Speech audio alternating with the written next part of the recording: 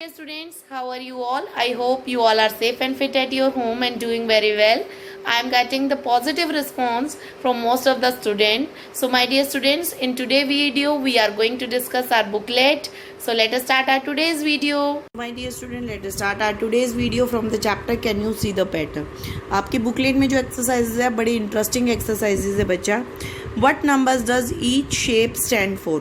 सबसे पहले क्वेश्चन में वर्कशीट 1 में आपसे पूछा गया हर शेप किस नंबर के लिए स्टैंड करता है.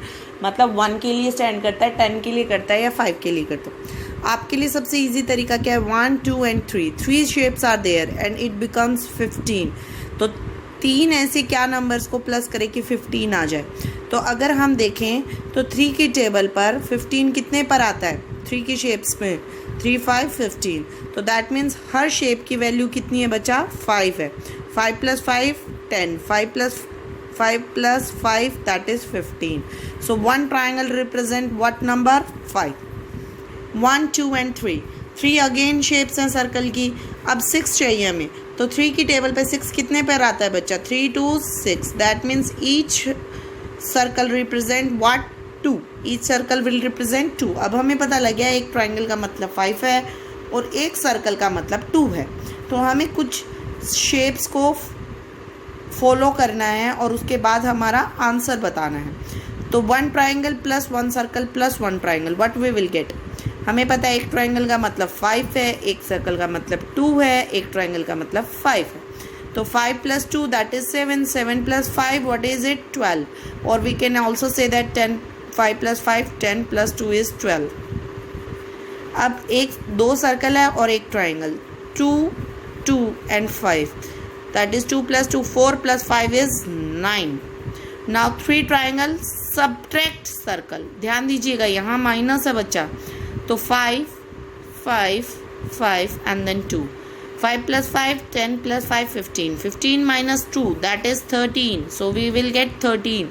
Now one circle, triangle, one circle. 2, 5, 2. 2 + 5 is what we will get? 7. 7 + 2 is again 9. Now next fill the missing numbers. अब आपको इसमें मिसिंग नंबर्स को फिल करना है बच्चे. तो देखिए आपको मिसिंग नंबर्स फिल करने के लिए सबसे पहले ये पता होना चाहिए कि इस शेप में पैटर्न क्या फॉलो हो रहा है. तो आप देखेंगे यहाँ से हमें कोई आइडिया नहीं, यहाँ से भी कोई आइडिया नहीं, ना यहाँ से मिले. हमें आइडिया इस शेप से मिलेगा. क्यों मिलेगा? क्योंकि ये शेप हमारी कंप्लीट है. तो हमें एक चीज़ देखने को मिल रही है कि 2 नंबर्स हैं 9, 5 एंड 45. इन 2 नंबर से 45 मिला. कैसे मिला? 9 और 5 का क्या रिलेशन हो कि 45 मिल जाए? 9 + 5 तो 14 होता है. तो दैट मीन्स प्लस तो नहीं हुआ. माइनस करेंगे you will get 4 then it is also not there. और अब क्या फॉलो करेंगे हम? मल्टीप्लिकेशन. 9 को 5 से मल्टीप्लाई करें तो हमें क्या मिलता है? 45.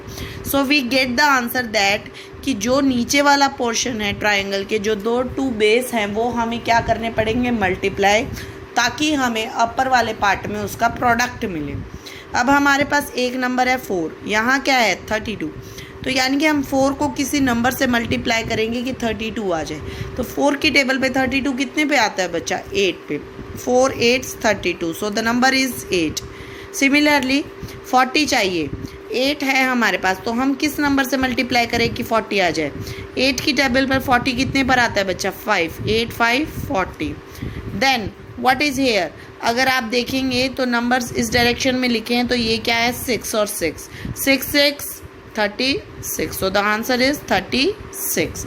This is our missing numbers. Now we have to point the signs to make the number sentence true. हमें इन आंसर्स को सेम बनाना है. तो बेटा जी एक चीज़ ध्यान रखनी है आपको कि आपको ये साइंस यूज़ करने हैं. 4 फंडामेंटल साइंस यही होते हैं हमारे: एडिशन, सब्ट्रैक्शन, मल्टीप्लिकेशन और डिवीज़न. अब हमें इन साइंस को इस वे में यूज़ करना है कि जो हमारा यहाँ आंसर आ रहा है वही आंसर हमारा यहाँ है. जैसे अगर मैं कहूँ 6 + 4 = 10, तो 5 के साथ क्या ऑपरेशन लगाऊँ कि मेरा आंसर 10 ही आए. 5 और 3 के बीच में क्या ऑपरेशन लगाऊं कि मेरा आंसर 10 है. अगर मैं प्लस करती हूँ तो 5 3 8 हो जाएगा, ये तो नहीं हुआ। अगर मैं यहाँ माइनस का साइन लगा दूँ तो 2 हो गया, ये भी नहीं है। तो यानी कि अगर मैं यहाँ पर मल्टीप्लाई का लगाऊँ तो 15, that is also not same. और 5 और 3 को डिवाइड तो हम कर ही नहीं सकते, तो दैट मीन्स हमारा यहाँ कोई ऑपरेशन सही नहीं बैठा। तो यानी कि ये ऑपरेशन गलत है, ये ऑपरेशन भी हमारा गलत है। हमें दोनों को इक्वल बनाना। तो इक्वल हम कैसे बना सकते हैं, ध्यान दीजिएगा। अब देखिए बेटा, अगर हम 5 + 3 8 कर रहे हैं, प्लस लगाएं तो यहाँ 8 आ जाएगा, लेकिन 6 + 4 तो 10 होता है, तो दोनों का ऑपरेशन सही नहीं है। अगर हम दोनों में माइनस का साइन लगाते हैं तो 5 - 3 2, 6 में भी माइनस का साइन लगाएं तो 6 - 4 = 2। क्या हमारा आंसर सही आ गया? दैट मीन्स दोनों साइड क्या साइन चलेगा हमारा, सब्ट्रैक्शन का। नेक्स्ट में 8 और 5 को यूज़ करना है और 10 और 4 को।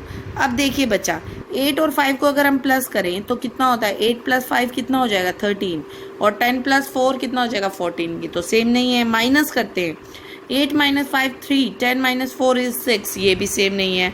अब मल्टीप्लाई करते हैं, 8 × 5 कितना होता है 40, तो 10 4 = 40, दैट मीन्स मल्टीप्लाई आएगा हमारा। 8 5 40, 10 4 40, तो हमारा आंसर क्या चाहिए हमें यहाँ, मल्टीप्लाई का साइन। 15 और 3 से हमें 9 और 2 पे जाना है।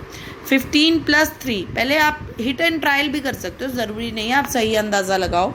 प्लस का साइन लगा कर देखते हैं, 15 + 3 कितना हो जाएगा 18, और 9 + 2 कितना हो जाएगा 11। ये तो बात सही नहीं बनी हमारी। अब हम क्या ऑपरेशन लगाएं कि हमारे आंसर सेम आ जाए, माइनस करें।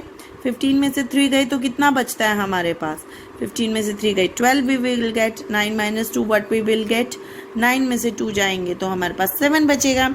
अब हम मल्टीप्लाई करते हैं, 15 3 = 45, 15 3 = 45, और 9 2 कितना होता है हमारा, 9 2 = 18, तो ये भी आंसर सेम नहीं। तो दैट मीन्स अगर हम कोई भी ऑपरेशन लगा रहे हैं तो क्या आंसर सेम आ रहा है, नहीं। तो यानी कि दोनों में अलग अलग ऑपरेशंस लगेंगे, अलग अलग लगाते हैं। 15 में से अगर मैं माइनस कर दूँ 3, 15 में अगर मैं प्लस कर दूँ 3, वी विल गेट व्हाट 18, और 9 को 2 से मल्टीप्लाई कर दूँ तो वी विल गेट 18। तो दैट मीन्स यहाँ प्लस और यहाँ माइनस। और एक ऑपरेशन और हो सकता है कि 15 को अगर मैं 3 से डिवाइड कर दूँ, वी विल गेट 5, और 9 में से अगर 2 माइनस कर दूँ तो क्या हमें 5 मिलेगा, we will not get the 5, but we will get 7, we will get 7। तो ज़रूरी नहीं है कि प्लस और मल्टीप्लाई सही है तो डिवाइड और माइनस भी सही होगा, तो हमें सोच के हमारे आंसर्स को इक्वल बनाना है। सेकंड वर्कशीट में हमें डिज़ाइंस को रोटेट करना है। क्लॉकवाइज का मतलब क्या होता है, सीधा चलना, जो घड़ी की सुई के अकॉर्डिंग। घड़ी की सुई कैसे घूमती है, 12, then come to 3, then 6, then 9 and then 12, ऐसे चलती है, दैट इज़ क्लॉकवाइज। और एंटी क्लॉकवाइज का मतलब होता है उल्टा चलना है, घड़ी से उल्टा। दैट मीन्स 12 से 9 पर आए, 9 से 6 पर, 6 से 3 पर, एंड 3 से 12 पर, दैट इज़ एंटी क्लॉकवाइज। अब हमें 1/4 को टर्न करना है और हाफ टर्न करना है। अब हम इसको समझते हैं क्या होता है 1/4। देखिए घड़ी में कितने नंबर दे रखे हैं मैंने, 4, 1 2 3 4। 1/4 का मतलब पहले 12 से कहाँ आ गई 3 पर, और 3 से कहाँ आई 6 पर। तो यानी कि 1/4 का मतलब क्या है, 4 हिस्सों में से सिर्फ एक टर्न, यानी कि 12 से 3 पर आना है हमें, यहाँ थे यहाँ आना है। तो 12 से 3 पर आते हुए कितना एंगल बना हमारा, 90 डिग्री का। कितना, 90 डिग्री। तो 1/4 रोटेशन का मतलब कितना हो गया बच्चा, 90 डिग्री की रोटेशन होगी। अब हम समझते हैं हाफ रोटेशन को। अब हमें जाना कहाँ है, उल्टा जाना है। तो एंटी क्लॉकवाइज का मतलब उल्टा। तो 12 से 9, 9 से 6, 6 से 3 एंड 3 से 12। आधा, आधा का मतलब क्या है, ये आधा होता है, घड़ी का आधा टुकड़ा। तो हमें 12 से सीधा कहाँ आना है, 6 पर आना है। 12 से 6 पर आने के लिए क्या बन गई हमारी, कितने डिग्री का एंगल बन गया हमारा, 180 डिग्री का बन गया। तो हमें कितनी रोटेशन देनी है, 180। सबसे पहले हम शेप को रोटेशन देते हैं कितना, 90 डिग्री। अब ये शेप हमें क्लॉकवाइज चलना है, तो हमें पहले सारी चीज़ों को कहाँ घुमाना है, क्लॉकवाइज। तो जैसे ही हम इसको क्लॉकवाइज घुमाएंगे ये यहाँ आ जाएगा। दैट मीन्स कितने डिग्री का रोटेशन हमें देना है, 90 डिग्री का रोटेशन। तो बच्चा जब हम 90 डिग्री का रोटेशन देंगे तो ये ये जो हमारी ब्रेड्थ है ये यहाँ से रोटेट होकर यहाँ खड़ी हो जाएगी और ये वाली ब्रेड्थ नीचे आ जाएगी, तो shape will become like this, ये शेडेड पोर्शन हो जाएगा लाइक दिस। अब पहले हम 90 डिग्री वाले करते हैं। अब जब हम इसको 1/4 रोटेशन देंगे तो 90 डिग्री पे ये कैसे हो जाएगा, लाइक दिस। ट्रायंगल को रोटेशन देंगे तो ट्रायंगल जो है ये यहाँ आएगा, that means like this. L shape rotation हो रही है हमारी। एरो है ये कहाँ आ जाएगा, नीचे की साइड घूम जाएगा।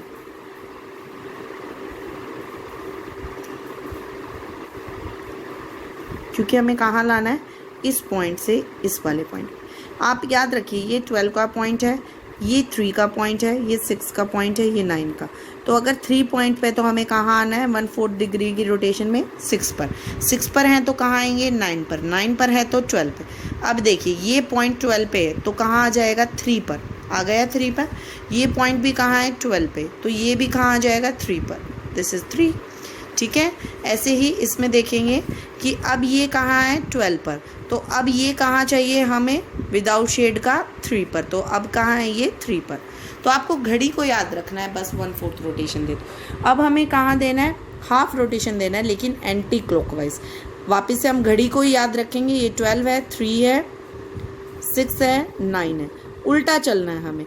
जब हम उल्टा चलेंगे तो हमें कहाँ आना है 12 से 6 पर, 12 से 6 पर, यानी कि ये पॉइंट जो यहाँ था ये यहाँ आएगा, यानी कि शेडेड पोर्शन कहाँ आना चाहिए, सेंटर पॉइंट पे ही आना चाहिए। That means the figure remains same. अगर शेड कुछ अलग होता तो हमारे शेड चेंज हो जाते, लेकिन यहाँ शेड पोर्शन सेम है तो हमारे शेड पोर्शन सेम ही रहेंगे। अगर मान लीजिए यहाँ डार्क यहाँ लाइट होता तो यहाँ क्या हो जाता है, यहाँ लाइट यहाँ डार्क।